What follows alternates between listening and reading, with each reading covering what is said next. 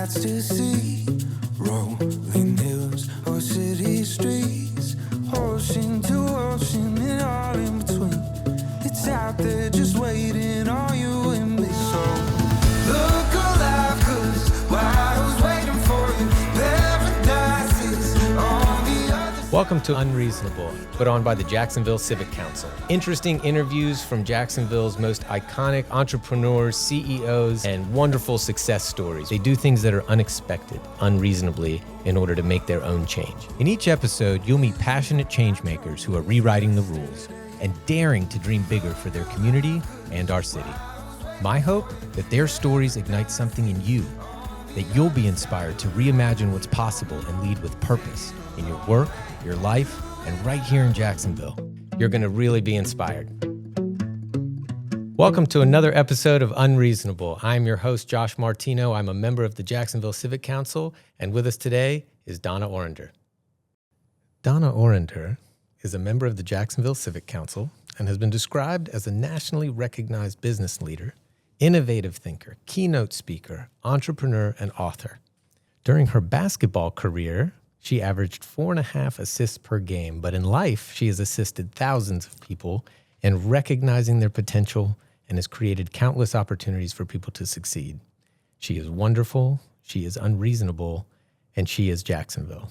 Donna? Wow. Welcome to Unreasonable. Wow, it's so good to be here. Any kind of welcome like that, I'm never leaving. Well, after I catch my breath from that introduction and accolades, we're going to dive right in. Let's go. So you grew up in Long Island, New York. Long Island, Jericho to Oyster Bay, and were bright enough to be admitted to the University of Chicago. However, you did something very unreasonable. You decided to attend Queens College as a 16-year-old basketball player. Why did you make that choice, and what did your family think?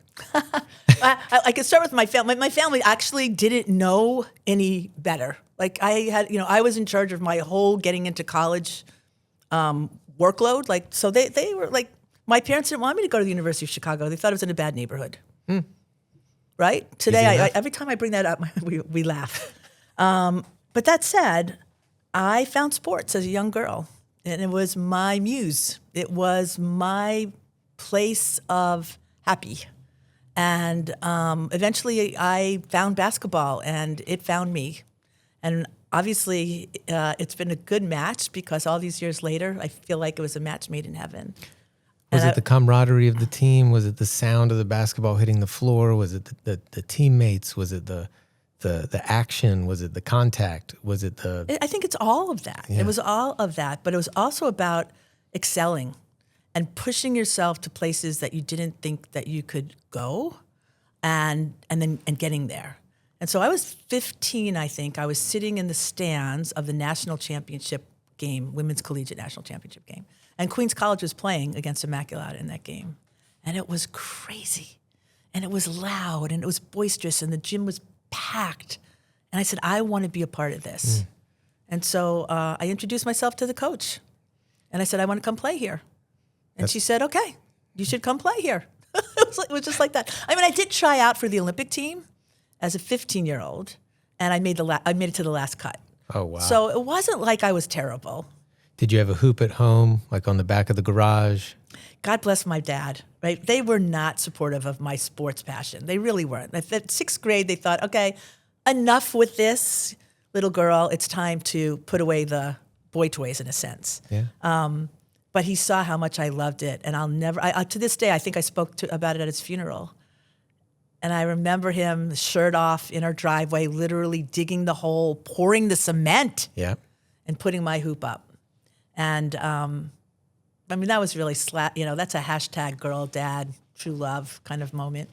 It shaped my whole life to this day. Wherever I go, I stand up as somebody who was shaped by playing sport. Excelling at sport. It has become my passport to life, meeting princes and presidents all over the world. It is an unbelievable experience filled with values and teachers of perseverance and character and integrity and connectivity. But Queens College was a high academic school. It had the best teachers in the country there, the professors, and we were one of the best teams in the nation. and excelling there, because I excelled in academics as well, I had it all. I really had it all. I want to talk about one cool experience. So the basketball world recognizes MSG, Madison Square Garden, as the basketball mecca. When you were a teenager, you got to play a game there. What was that like? And was Spike in attendance? It was the most exhilarating experience.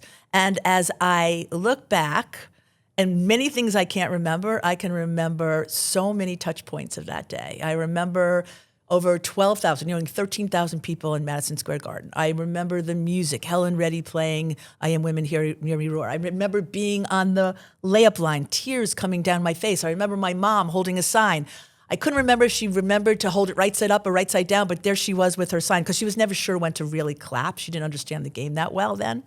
I remember my teammates, and I remember my coach giving me the biggest assignment of the game, which as a just turned 17-year-old freshman, was playing the number one point guard in the country, senior Marianne Crawford. And my job was to guard her. Wow. I know. I was like, you were the shutdown defender. I was like, whatever. It was amazing. Did you put up a good stat line? I was the leading scorer for both teams. Okay. But we did not win. We didn't win. But I think I scored 14. I don't remember the rest of it.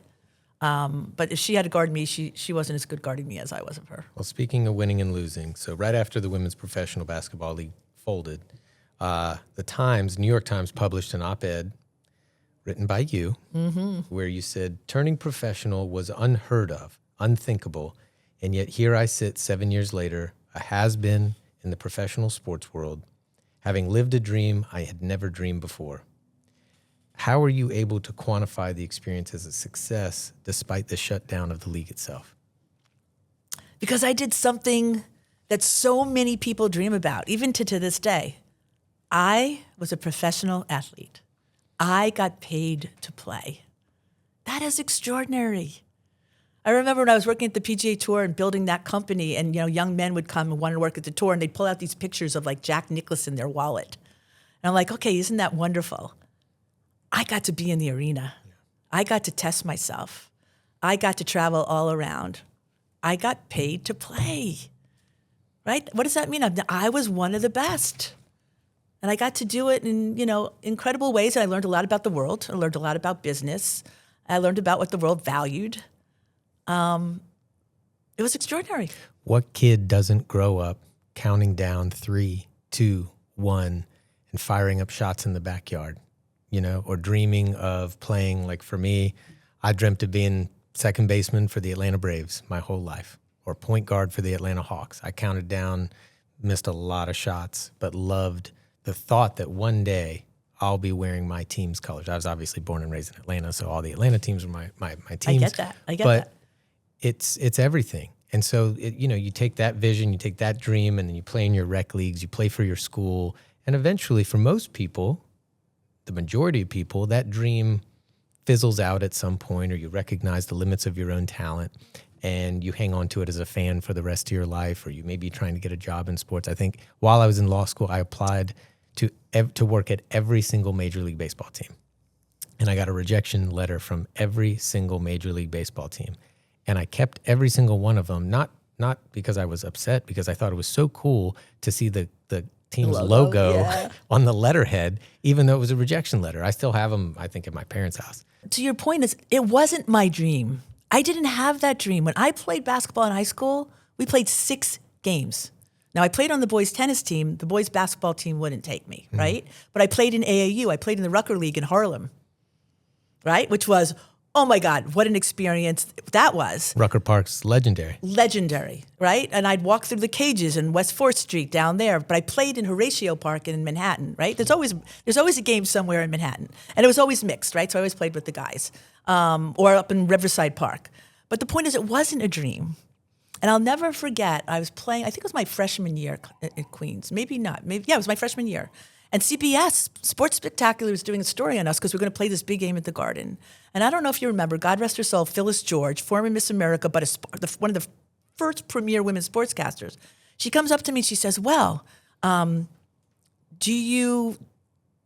do you think about being a professional basketball player? And I said, that's a dream I don't have. Like, there was no league. Right. There was not. We didn't grow up thinking we were going to play professional basketball. There was only so far you could take it at that time. Right. I knew when I was done, and I really felt developmentally as an athlete, I was just beginning when my career was ending. So the day I got a call that said, oh, by the way, Donna, we're starting a league. Would you want to play? You know, I jumped because I honestly felt that at 22, when I was I was 21. I was just beginning. But that's my whole point. My point is it was a dream I didn't even dare to dream because it wasn't in front of me. One of the joys of being at the WNBA was creating we were a dream palace. We were making dreams possible for young women. And still, right? Now there's generations of women now who've grown up with that league. They don't know anything but that league. So when people think about impacts of their lives, time. You look at time and say, what's changed between now and then? Because we take it all for granted. We do. Yeah. You turn on the TV and it's on all the time now, and it seems like it's been there forever, but it wasn't. Correct. And it wasn't that long ago. It was a very short time ago where it was unheard of. Correct. So what was unreasonable about all of that? Yeah. There wasn't enough opportunity, right? The equity in the marketplace, the way we viewed people's roles, that was unreasonable. And I didn't quite understand it. I felt it, I think, because it was the world I lived in. So we all accept the world we live in to a point. And then you're saying, no, this world can be different. And if stepping into it and asking for it to be different is unreasonable, then so be it. So George Bernard Shaw said, the reasonable man or woman adapts to the world, while the unreasonable one adapts the world to him or herself. Therefore, all progress depends on the unreasonable man or woman. How does that definition apply to you? Making the world adapt to you. Yeah, I remember hearing this and thinking that my everyday ethos is about working to make an impact on the world that I think is positive. Positioning that as well, making it adapt to me doesn't feel comfortable. It's not about me.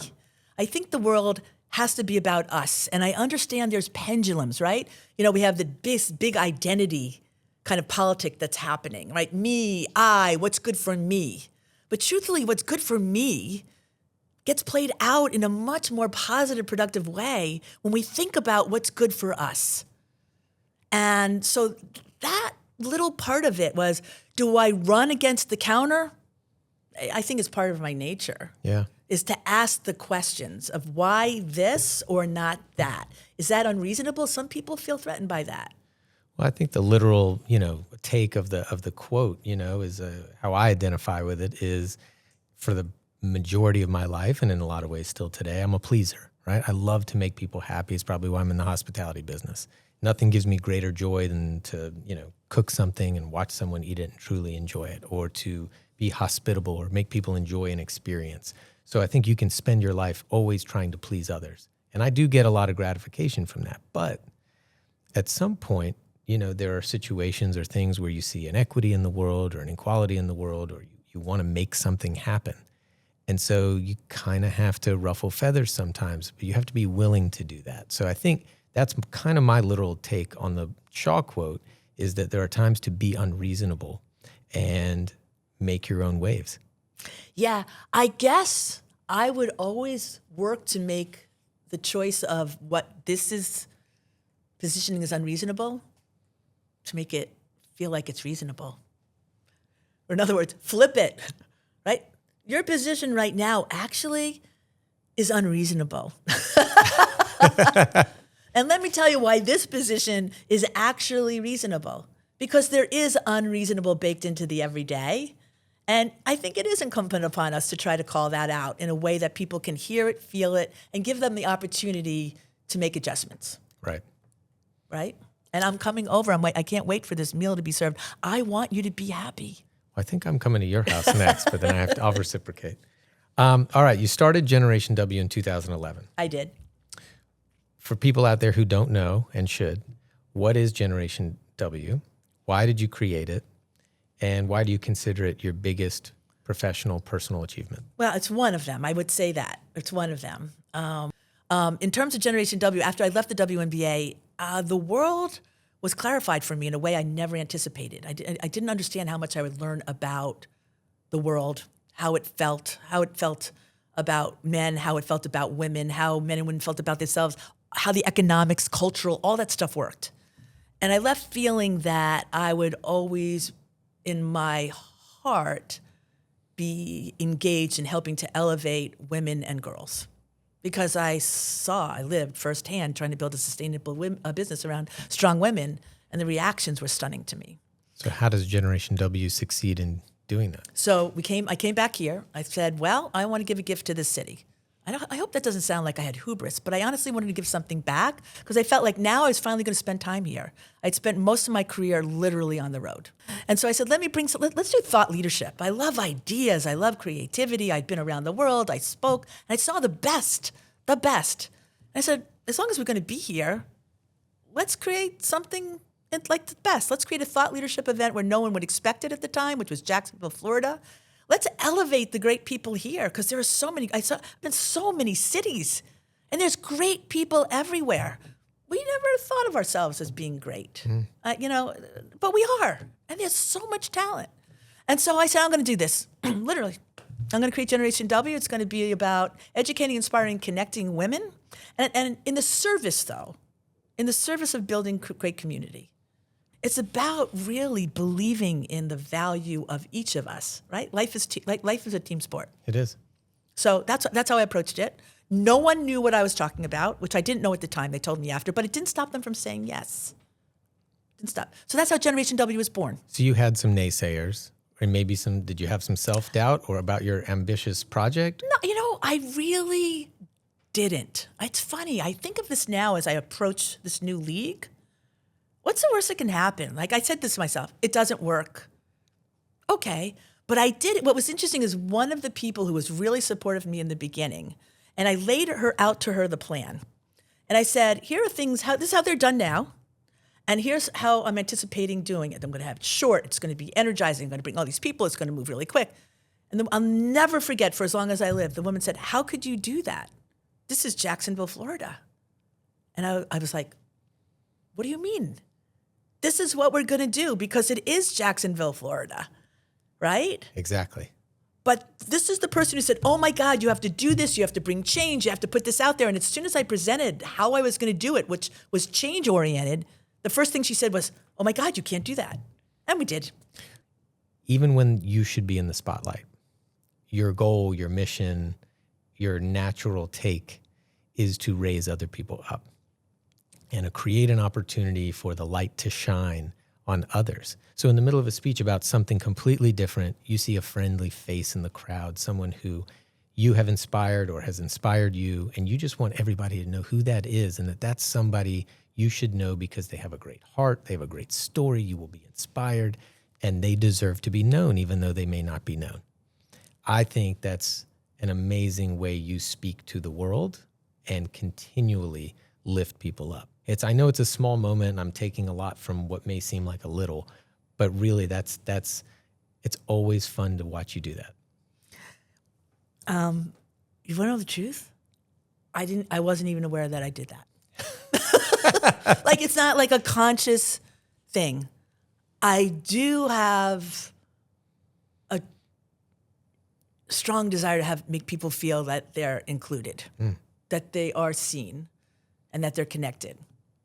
I'm not always good at it. I mean, sometimes I have emotions that can get in the way based on what's happening in other places. But if I have that opportunity, it's one to be shared. It really is. And now with the UpShot League, I'd love for you to tell me a little bit more about that. Here we go again. Another opportunity for people to shine, to continue their journey where it may have otherwise ended if not for yours and collaboratively with some other wonderful people locally again. So tell us more about the UpShot League. Okay, UpShot League. Right thing to do for the right reason, at the right time, with the right people and the right business model. I don't know how often I mean, if I wanted to lay out a plan for entrepreneurship, check off those 5 boxes, and you're heading somewhere really, really good. And so at this time, to be able to put together what we call a league of opportunity, the UpShot League, in women's professional basketball, right? So, that's the right reason. It's right in our ecosphere. There's a real need for this. There's tremendous amount of talent they have nowhere to play, from their perspective. There's all of these markets across America who love sport and want to figure out a way to connect their passionate fan base, their citizen, to give them a gift of entertainment and connectivity and education, because we have a lot behind our gift. Like, we get a chance to help build community. It's amazing, right? Yeah. So all the right reasons. The time is now. Women's basketball has never been on a much more of a fever pitch than now. And then the right people, like in this market. Andy Kaufmann came to Jacksonville. He wanted to be in the sports business, like some other people I know. And he bought a hockey team. And it was the 3rd hockey team in this market. The previous 2 failed. That hockey team is the #1 hockey team in the ECHL, which is the Eastern Coast Hockey League. Yeah.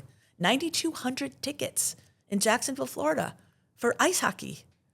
And then he parlayed that into the next team and the next team and the next team. So when you talk about the right people, especially in building a sports league, you want an operator who is par excellence. Yeah. But you also want the best people. And between Scott Einhorn and now Mike and Andy and his whole team, I mean, it was almost like it was teed up and someone gave me a driver and said, okay, hit away. Andy's been a total gift to Jacksonville. And you're right, Scott, we work with them. We have a sponsorship with the Iceman. Oh, by the way, yeah, and yes, you do. It's great. Yeah, but they've changed the game, the way they've fundraised, the way they've collaborated with the community to build equity in their teams is nothing like I've ever seen before. It matters to Andy that the Jacksonville community is part of the brand. It's part of the fabric of these teams that are now achieving success. So I don't think it's a mistake that after 2 failures, he's having so much success. The team, the organization, Zoyer Sports, is having so much success because of how he built it. Correct. And now we have a chance to build a league. So that's the new conversation. And the UpShot League will be a driving brand in America today. I'm going to say in sports, but I think it's going to be on the cultural edge of supporting women and communities and girls and boys in that matter. Like, it doesn't exclude anybody under the umbrella, but we're going to bring Generation W. And for me, like, think about culminating. We're going to bring Generation W, Generation Wow to every single market that we're in. So not only going to up the shot of the athletes, the coaches who will get super opportunities, and the community. All of it. Everybody gets to up their game. And as my kids say to me, Mom, like, you are so excited. Even Kashu, I've been working with for the last 23 years. She said to me on the phone this morning, oh my God, Donna, I'm like, your energy level is always high, but like, you are like, whoa. And it is. Yeah. Because I don't know. I remember being in college, and I remember saying, what do you want to do in the world? I was like in some small group. And I said, I want to make a difference. And I remember the professor at the time saying, oh, isn't that sweet? And I felt like he belittled me, and he did. Patronizing you. Really? Yeah. I never veered off of that.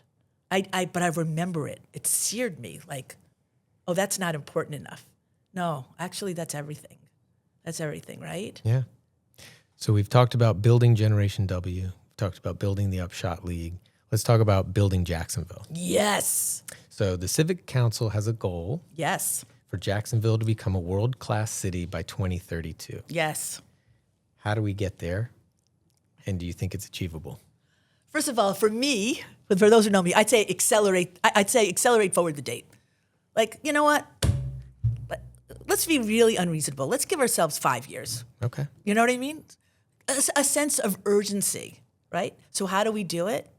There's many ways that we can do it. First of all is to recognize the greatness that is here. Number one. And I've felt that for a long time. I feel like actually through Generation W, I have been like the Chamber of Commerce on the road because I travel so much. I have brought so many people here and got to hear them say, I had no idea. And the truth of the matter is, There's a lot of people here who live here who say, I had no idea. That's exactly right. So what we need to do is really build that internal pride. And then figure out from there our marketing strategy in terms of how we want to let the world know. I mean, there's part of you that wants to say, let's make it great and just live in it, right? And if you want to come live in it, then you're going to come here and contribute to the greatness that the people here over an extended period of time have created. I almost think like, you know what, let's build it, and then they will come, and then we decide if we want them to or not. I agree. That could be unreasonable, right? We always talk about on this podcast, raising the floor while we raise the ceiling, fix the foundation. The civic pride is off the charts. People will defend vigorously living and being from Jacksonville. Without a doubt. And at the same time, to your point, be somewhat of a Jacksonville apologist as far as where we belong on the center stage, on the main stage with all these other cities. But finally, in the last 10 years, I can see progress. I see things going vertical. I see new projects. I see new buildings. I see new people spearheading new designs and projects and ideas and them coming to fruition. And to your point, the talent's always been here. I don't think, we can outsource new talent, which is always a great idea, right? We can collaborate and build the city from the outside in. But the homegrown talent we have, which is one of the points of this podcast, to introduce Jacksonville to so many people they may not have known who are homegrown talents or have brought their talents here for quite some time, it already exists. There's already so much to be proud of and build off of. I think it's going to create more civic pride and more confidence in the current community to go out and do something and have an impact. I totally agree with that. I mean, it is here. And, buildings are great. And yes, we want some new ones. And I know there's a lot of exciting projects. But at the end of the day, and especially in the world we live in, with so much dramatic and traumatic change, which is not going to stop, it's going to continue to evolve. I heard a parallel recently that it's almost like the Renaissance. That's a good change. But the Renaissance was traumatic because it was a dramatic way of rethinking the world they lived in. They didn't rename it the Renaissance until 200 years later. So I'm not sure what the time is that we're living in, but it's the people that really matter. And we have really good, smart, loving, caring people doing good work. And that's something you can always build on. And that is Jacksonville, Florida. And it's funny, as you were talking about what you said, and I agree with you 100%, I almost wanted to say Jacksonville because.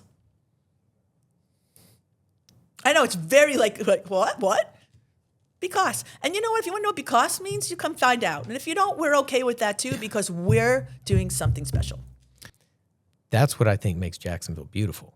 And I think the more we embrace who we already are, rather than trying to change it so much, I think that's when we're really going to start to succeed, that all people have to do is scratch not that far past the surface to find anything they're looking for fulfillment, for impact, for opportunity. It's all right here. How do we, as a civic council, right, how do we do our job and let people know what's out there? There's lots of young entrepreneurs. I think for me, one of the gifts I'm receiving right now is my sons came back to live in Jacksonville. And they have a community here. I see them meeting people. I see them building businesses with people. It's here. And they like being here. And that's one thing that you worry about. Like our kids, there's nothing to keep our kids here. I'm seeing that there's a lot. There's a lot of community here for our kids. My kids are still young enough where they're not thinking in those terms. They're still in the adventure phase. But I would love for them to continue to fall in love with Jacksonville, where it is a place they would consider coming home. Did that mindset change for your kids? Or was that always something they considered? One of them he always loved it. He always I'm coming home here. The other one wasn't. Like he was out. He was in Miami. He was in Phoenix.